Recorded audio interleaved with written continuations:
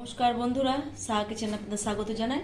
আজকে বন্ধুরা একটা প্রতিদিনের মতো আজকে একটা আমি রেসিপি নিয়ে চলে এসেছি। সেটা হচ্ছে কলার যে মোচা হয় সেই মোচার ধোকা করে দেখাবো। এর আগে যদিও আমি মোচার ধোকা দিয়েছি বন্ধুরা, ওটা সম্পূর্ণ আমি আমিষভাবে দেখিয়েছি, এটা নিরামিষভাবে দেখাবো। এই যে একটা মোচাকে আমি পুরো ছাড়িয়ে সেদ্ধ করে নিয়েছি। এইখানে আলু পিস পিস করে নিয়েছি, এখানে ছোলার ডাল, এখানে লবণ লঙ্কা, সমস্ত উপকরণ আমি গুছিয়ে নিয়েছি। এখানে চার মগজ আছে আর কাজু আছে, আমি ভিজিয়ে রেখেছি। এখানে আদা, দুটো টমেটো, সমস্ত উপকরণ আমি ঠিকভাবে গুছিয়ে নিয়েছি। কিভাবে পুরো ভিডিওটা করছি বন্ধুরা, সম্পূর্ণ নিরামিষভাবে পুরো ভিডিওটা দেখার আপনাদের অনুরোধ। এই যে কলার মোচাটা আমি এটা মিক্সিতে বাটলাম না, যেহেতু এটা মিক্সিতে খুব ভালো বাটা হয় না, আমি এটা সিলেই বেটে নেব। ডালটা বেটে নিয়েছি, এবার এটা আমি মিক্সিতে বেটে নেব। এখানে বন্ধুরা ছোলার ডাল আর মোচা আমি ভালো করে মিক্সিতে বেটে নিয়েছি। এখানে 6টা কাঁচা লঙ্কা দিয়েছি আর পরিমাণ মতো লবণ দিয়ে আমি ভালো করে মাখিয়ে রেখেছি। এবার কড়াইয়ে আমি আগে থেকেই বসিয়ে দিয়েছি। কড়াইয়ে পরিমাণ মতো তেল দিয়েছি আর কালো জিরে দিয়েছি। তেলটা ভালো করে গরম করে নিয়ে আমি এটা এবার এই মিশ্রণটা শুকনো করব, ভালো করে শুকনো করে নেব তেলে।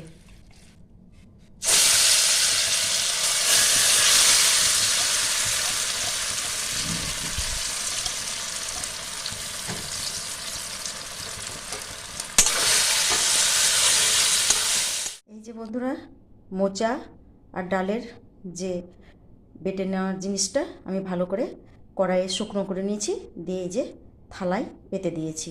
এবার একটু জিনিসটা ঠান্ডা হলে আমি পিস পিস করে কেটে ভেজে দেখাবো।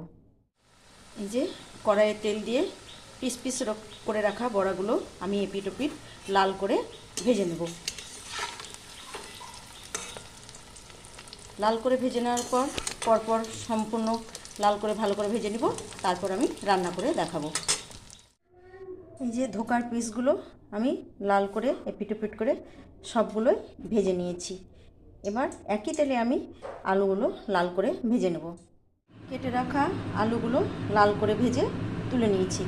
এবার বন্ধুরা আমি তেলে ফোড়ন দিয়ে দেব, তারপর পরপর মশলা দিতে থাকবো, দিয়ে কষাতে থাকবো।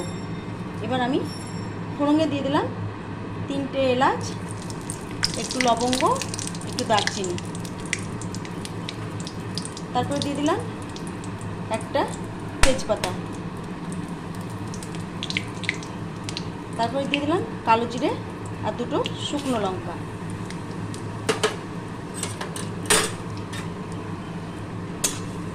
ফোড়নটা একটু ভালো করে ভেজে নেব। ভালো করে নাড়াচাড়া করে নিয়েছি।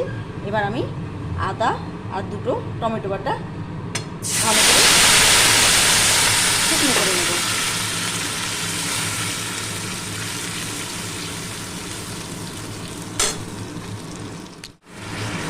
টমেটো আদা ভালো করে নাড়াচাড়া করে নিয়েছি। এবার বন্ধুরা আমি এখানে কাজু আর জিরে গুঁড়ো, লঙ্কা গুঁড়ো আর অল্প পরিমাণে দই, এখানে মিষ্টি দই আছে। যে কোনো ভালো রান্নায় বন্ধুরা একটু টক দই দিলে একটু স্বাদটা অন্যরকম হয়, কিন্তু আজকে যেহেতু টক দই ছিল না, তাই আমি এখানে মিষ্টি দই দিয়েছি। সব মশলা ভালো করে আমি কষিয়ে নেব, তারপর পরিমাণ মতো লবণ, হলুদ, মিষ্টি দিয়ে দেব।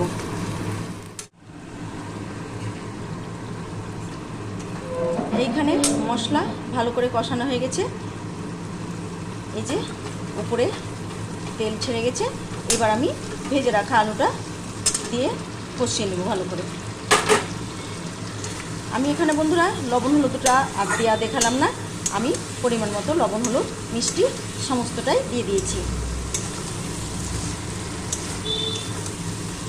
এটা ভালো করে একটু নাড়াচাড়া করার পরে আমি অল্প পরিমাণে জল দিয়ে দেবো, যাতে আলুটা ভালো করে সেদ্ধ হয়ে যায়। আলুটা ভালোভাবে সেদ্ধ হয়ে গেছে, তার কারণ আলুটা ভালো করে লাল করে ভাজা ছিল।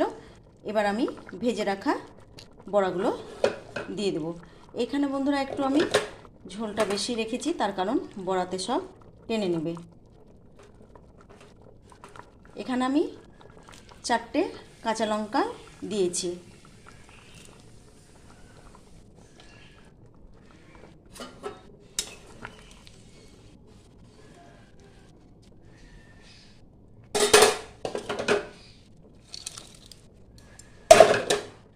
মোচার ধোকা বন্ধুরা একদম রেডি।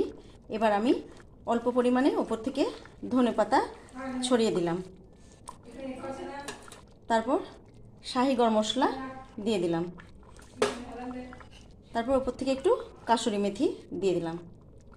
এটা বন্ধুরা আমি সম্পূর্ণ নিরামিষভাবে করে দেখালাম। নিরামিষ মোচার ধোকা বন্ধুরা একদম রেডি। যদি এই প্রসেসটা আপনাদের ভালো লাগে তাহলে লাইক, কমেন্ট, শেয়ার করে আমার পাশে থাকবেন।